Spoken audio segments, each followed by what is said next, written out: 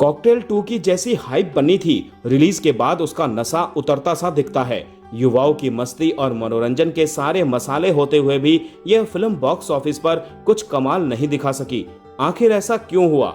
Film में वो क्या बात थी जिसने दर्शकों को कंफ्यूज कर दिया और जिसे बोरिंग बताया जा रहा है? शाहिद कपूर, कृति सेनन और रश्मिका मंदाना की फिल्म कॉकटेल 2 को मिला जुला रेस्पॉन्स मिल रहा है। कुछ लोगों ने इसे मॉडर्न बैकड्रॉप वाली इमोशनल लव स्टोरी करार दिया, तो कुछ ने बेमतलब बोरिंग विषय बताकर खारिज कर दिया। कॉकटेल के स्पिरिचुअल सीक्वल के प्रचार ने दर्शकों की अपेक्षा बढ़ा दी। टाइटल के पोस्टर और गानों से लगा कि शायद इसमें युवाओं के लिए अनलिमिटेड फन होगा, मस्ती और सुरूर से भरी कोई फैंटास्टिक फिल्म होगी। लेकिन पिछले 4 दिनों का बॉक्स ऑफिस कलेक्शन उत्साहजनक नहीं दिखता। वास्तव में कॉकटेल 2 बेअसर रह गया। इसने कड़ी चावल का जायका दे दिया। मतलब कि यह फिल्म कहीं से भी सुरूर पैदा नहीं करती, जैसा कि सैयारा ने युवाओं में इमोशन जगाया था।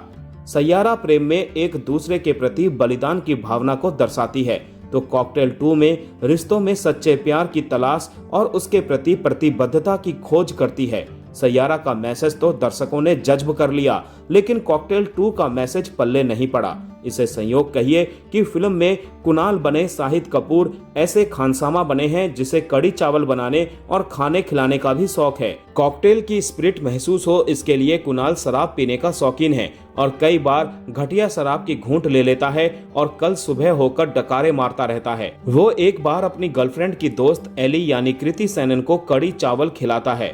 कॉकटेल 2 के डायरेक्टर होमी अदजानिया हैं, जिन्होंने 2012 की कॉकटेल को भी डायरेक्ट किया था, लेकिन इस बार कहानी तरुण जैन और लव रंजन ने मिलकर लिखी है। पिछली बार इम्तियाज अली ने लिखी थी। लव रंजन ने मैडॉक फिल्म्स के साथ मिलकर इसे प्रोड्यूस भी किया है। फिल्म मोटे तौर पर यह बताती है कि आप जिसके साथ लंबे समय तक वक्त गुजारते हैं, जरूरी नहीं कि उससे प्यार भी करते हैं। प्यार समय और शख्स का मोहताज नहीं होता। ये कभी भी किसी से भी हो सकता है, कम समय के परिचय में भी हो सकता है और लंबे समय तक साथ साथ रहकर भी नहीं हो सकता है। अब जरा सोचिए कि कहानी का ये दर्शन कितना नया या कि कितना पुराना है। यशराज बैनर्स की फिल्मों में यह सिलसिला कभी कभी नहीं बल्कि कई बार देखा जा सकता है। बहरहाल फिल्म की कहानी कुछ इस प्रकार है कि कुणाल यानी शाहिद कपूर और दिया यानी रश्मिका मंदाना लंबे समय से लिव इन रिलेशनशिप में रहते हैं। वो दोस्त हैं और एक दूसरे को चाहते हैं, लेकिन औपचारिक तौर पर शादी नहीं की है।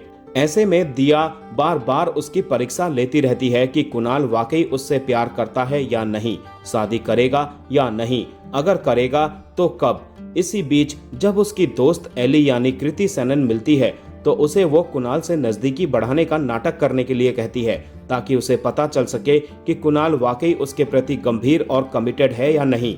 जाहिर है कहानी में इसके बाद मोड़ आने शुरू होते हैं और इसके बाद क्या होता है ये सब कुछ जानने के लिए दोस्तों इस फिल्म को थिएटर में देखें। वैसे इतना जरूर बता दें कि फिल्म के अंदर शाहिद कपूर अपने अंदाज में तो ठीक ठाक हैं, लेकिन रश्मिका पर कृति सेनन भारी पड़ी है। कृति ने महफिल लूट ली है। कृति वाकई में बहुत खूबसूरत लगी है, ग्लैमरस लगी है और उनकी एक्टिंग में भी आकर्षण दिखा है। हालांकि फिल्म का गीत संगीत कोई खास यादगार नहीं है, जैसा कि 2012 की कॉकटेल में था। पहले वाली फिल्म का गाना तुम ही हो बंधु सखा तुम ही हो दोबारा डाला गया है। कृति सेनन ही इस फिल्म की जान है। शाहिद से भी ज्यादा आकर्षण उन्होंने खींचा है।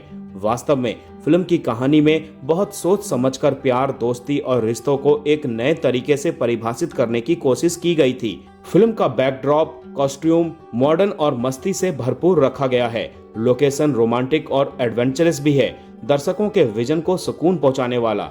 फिल्म में रोमांस के साथ ह्यूमर है और ग्लैमर का भरपूर तड़का भी, लेकिन प्यार और रिश्तों की पकाऊ परिभाषा फिल्म को बोझिल बना देती है। यही फिल्म मनोरंजन के मकसद से भटक जाती है। ना तो पूरी तरह से मस्ती परोस पाती है और ना ही प्यार, दोस्ती, शादी और रिश्ते को ही ठीक से परिभाषित करती है। कभी मस्ती, कभी इमोशन, तो कभी सामाजिक जिम्मेदारी वाला मैसेज। फिल्म में इन्हीं 3 फ्लेवर का कॉकटेल है। शायद फिल्म ये कहना चाहती है कि आज के युवाओं की जिंदगी भी इन्हीं 3 फ्लेवर का कॉकटेल है। कॉकटेल में मिलावट होने से तीर सही निशाने पर नहीं लग सका। हाँ, मैं जिस दिन फिल्म देखने गया उस दिन थिएटर में बमुश्किल 20-25 दर्शक ही थे। हाँ, वो सारे दर्शक युवा जरूर थे, जिन्हें कॉकटेल की स्पिरिचुअल सीक्वल के प्रचार ने खींच लिया था। वैसे इतना जरूर है कि इन दिनों जिस प्रकार की वायलेंस प्रधान फिल्में आ रही हैं, उसके बीच कॉकटेल 2 का मिजाज थोड़ा अलग है। रोमांस, कॉमेडी, ह्यूमर, ग्लैमर और एडवेंचरस लोकेशन के माध्यम से फिल्म थोड़ी सी राहत प्रदान करती है। समस्या इसके स्क्रीन प्ले लेखन में लगा।